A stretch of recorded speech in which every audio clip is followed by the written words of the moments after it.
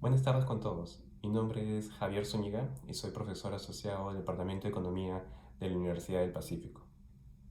Quiero agradecer a Franklin Ibáñez por la invitación a este ciclo de conferencias y disculparme con mis colegas y los presentes por no poder asistir de manera sincrónica.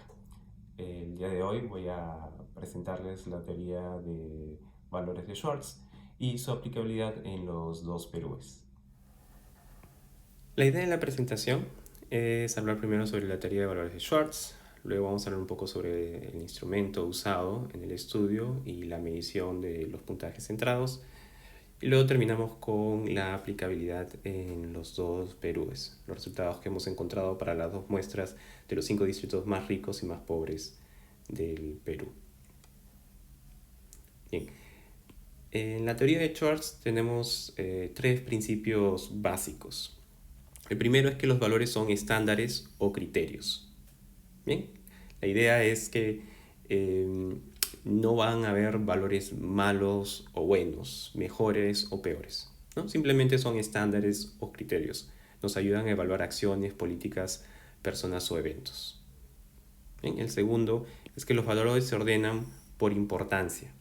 La importancia relativa de los valores con respecto al resto de valores forman un sistema de prioridades de valores. Bien, y finalmente, que los valores que son relativamente más importantes guían las acciones. Aquellos que les damos más importancia, en principio, son los que podrían estar guiando nuestras acciones usualmente a largo plazo. ¿Bien? Entonces, con esos tres principios, Schwartz lo que hace es elaborar inicialmente un sistema de 10 valores. Esos 10 valores son los que ustedes pueden ver aquí, y con una pequeña descripción, ¿no? Por ejemplo, el valor de autodirección. Ese valor promueve el pensamiento independiente y la creatividad. El de estimulación promueve la emoción, novedad y variedad en la vida.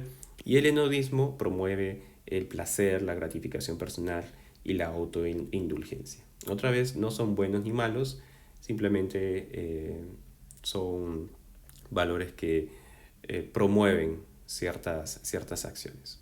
Luego tenemos el valor del logro, que promueve el éxito personal y la capacidad, y el de poder, que promueve el estatus social, prestigio, control, dominio sobre otros.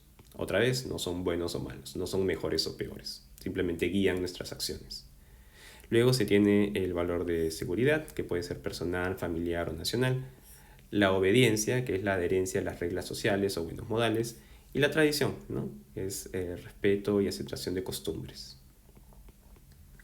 Y finalmente tenemos los valores de benevolencia e universalismo, ¿no? La benevolencia preserva y mejora el bienestar de las personas cercanas, usualmente a nosotros.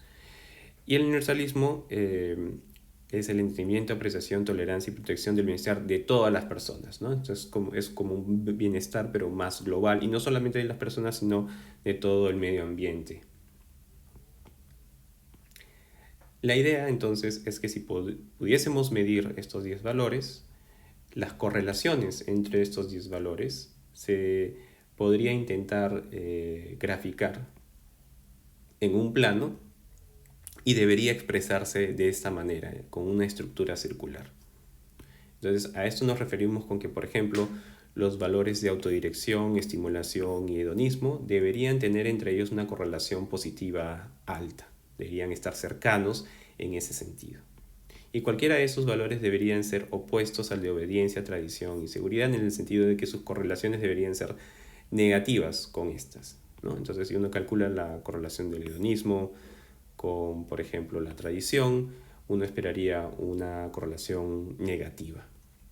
Bien, de igual manera, los valores de logro y poder deberían tener una correlación positiva entre ellos, y negativa a los valores de universalismo y benevolencia. Y por eso se expresa en la circunferencia de esta manera. ¿Bien? Este es el modelo circular de las correlaciones entre los valores. Y como pueden ver, se están agrupando, ¿no?, en cuadrantes, es lo que llamamos cuadrantes.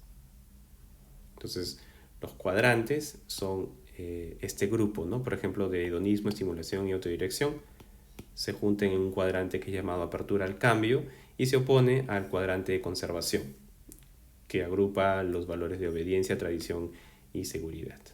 ¿Sí? De esa manera, también el cuadrante de autotrascendencia, formado por universalismo y benevolencia, se opone al cuadrante de automejoramiento, formado por logro y poder. ¿Sí? Eso está evidenciado aquí. Los cuadrantes, tenemos ahí los 4 cuadrantes que agrupan valores con motivaciones similares. Y obviamente cuadrantes opuestos tienen motivaciones opuestas. Esos cuadrantes también se pueden medir, también se pueden calcular puntajes, y sus correlaciones en principio deberían expresarse de esa forma circular también, como acabamos de ver. Bien, entonces lo que usamos para medir estos valores y los puntajes también de los cuadrantes es el Portrait Values Questionnaire, PVQ21, que consta de 21 preguntas en escala Likert de 6 opciones que sirven justamente para medir el puntaje centrado de los 10 valores, mediante 2 preguntas por valor, excepto por uno de los valores, el cual es medido por 3 preguntas, que es el valor de universalismo. ¿Bien? Y por eso son 21 en total. Para responder el cuestionario se requiere que el entrevistado se compare con una persona abstracta y pueda juzgar su grado de cercanía a dicha persona. Sin embargo, como vimos en los estudios de campo, dado que en muchos casos los entrevistados no tienen un alto poder de abstracción, se puede usar una versión ad hoc, en donde las preguntas, por un lado, son más directas, entonces menos abstractas, y por otro lado, la escala es un poquito más restringida, porque eso también parece que causaba confusión a los entrevistados, ¿no? Tener demasiadas opciones. Entonces les doy una muestra del tipo de preguntas que hacíamos, ¿no? en la encuesta. Por ejemplo, se le preguntaba al entrevistado: ¿para usted es importante divertirse? ¿Le gusta darse sus gustos? ¿No? Y el entrevistado tenía que responder con nunca, pocas veces, muchas veces o siempre quizás, ¿no? en esta escala. También podría haber respondido no sabe, no responde, ¿no? De esa manera a esa pregunta. Y también a una segunda pregunta muy parecida, que es: ¿para usted es importante hacer las cosas que le hagan sentir bien? ¿Busca cualquier ocasión para distraerse? ¿No? Entonces estas son 2 preguntas de las 21 que nosotros hicimos. Y esas preguntas se pueden dar cuenta que tienen una motivación similar. Y lo que pasa es que estas preguntas están relacionadas al valor de hedonismo. Entonces, el puntaje absoluto del valor de hedonismo es el promedio de las 2 preguntas del cuestionario que miden este valor, ¿no? Y es simplemente el promedio. Si hacemos lo mismo con los 10 valores, obtenemos los 10 valores centrados, obtenemos los 10 puntajes de los 10 valores, y al promedio, ¿no? Al promedio de esos 10 valores que vamos a obtener de forma similar a esta, le vamos a llamar el centro. Entonces lo que hacemos es simplemente damos el puntaje centrado como el puntaje absoluto que habíamos calculado menos el centro. Bien, ese sería el puntaje centrado del valor de hedonismo. De esa forma procedemos con el resto de los 9 valores para obtener los 10 puntajes centrados, ¿no? Uno por cada valor. Y la idea de este puntaje centrado es que nos resuelve dos problemas, ¿no? Primero es cómo evitar el sesgo que tienen algunas personas al marcar a un extremo de la escala, ¿no? Hay personas que marcan un poco más a la derecha o a la izquierda. Entonces, el centro, el promedio de los puntajes, justamente codifica el sesgo de la persona. Entonces, al restar el centro, eliminamos el sesgo literalmente. ¿Sí? Y el otro problema que tenemos es cómo medir preferencias entre los valores, ¿no? Cómo medir esa preferencia de uno y el otro. Y justamente es por medio de la idea del valor centrado. En particular, por ejemplo, el signo del puntaje centrado nos dice si el valor se prefiere o no. Si es positivo, se prefiere, y si es negativo, no se prefiere. Y los positivos son justamente los que guiarán, en principio, las acciones a largo plazo de las personas. Eso es lo que nos dice la teoría. Bien, entonces veamos la aplicabilidad en los 2 PVs. Esta es una tabla de correlaciones policóricas y alfas ordinales del instrumento, ¿no? Que nos permite validarlo. Por ejemplo, para el valor de hedonismo, este valor se mide con 2 preguntas, las cuales ya les he mostrado. Son las preguntas 10 y 21. Aquí tienen la covarianza y el alfa ordinal. Bien. De la misma forma podemos hacer con los otros valores y también por cuadrantes. También se puede medir el puntaje centrado por cuadrante. Entonces, para el cuadrante de conservación, este sería el alfa ordinal, autotrascendencia y apertura al cambio. Como pueden ver, los valores que obtenemos están dentro de un rango razonable. Lo que parece ocurrir en todo estudio de valores de Schwartz es que para el valor de automejoramiento formado por los valores de logro y poder, el alfa ordinal tiende a ser más bajo. Bien, entonces, no es una particularidad de este estudio, esto es algo que se repite en estudios a nivel mundial. ¿Okay? Entonces, en primera instancia, tenemos una validación por medio de por lo menos de los alfas para estas mediciones de valores.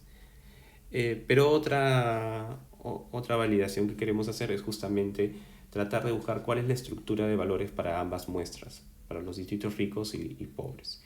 Y eso se puede hacer mediante esta herramienta de reescalamiento multidimensional.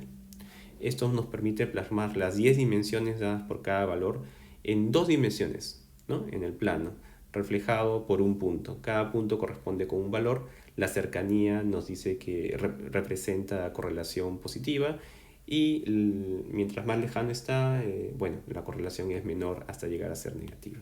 Entonces, esta es la estructura encontrada para la población para la muestra de los 5 distritos más pobres del Perú. La estructura circular se evidencia, aparece un tipo de estructura circular en el cual podemos encontrar rápidamente, por ejemplo, que los valores de obediencia, seguridad y tradición se oponen a los valores de autodirección, hedonismo y estimulación. ¿Sí? Acá las siglas son por el nombre del valor en el idioma inglés. Entonces ahí tenemos los dos cuadrantes opuestos. El cuadrante de conservación se opone al cuadrante que tenemos aquí de automejora. Bien, de apertura al cambio, perdón, ¿no? Pero sí hay una pequeña distorsión aquí. Acá lo que nosotros esperaríamos que el valor de poder y logro, ¿no?, que forman este cuadrante de automejora, se oponga al cuadrante de autotrascendencia formado por universalismo y benevolencia. Entonces, acá sí hay una distorsión con los valores de logros y universalismo. Aparentemente, estos aparecen cerca al centro de la circunferencia y no al extremo como deberíamos obtener o como esperaríamos, ¿no? Y eso se debe deber a que quizás para esta población fue un poco más difícil entender, procesar las preguntas para los valores de universalismo y poder. Bien, sin embargo, para la muestra de los 5 distritos más ricos, parece que las preguntas se entendieron mejor y por eso se evidencia una estructura circular más,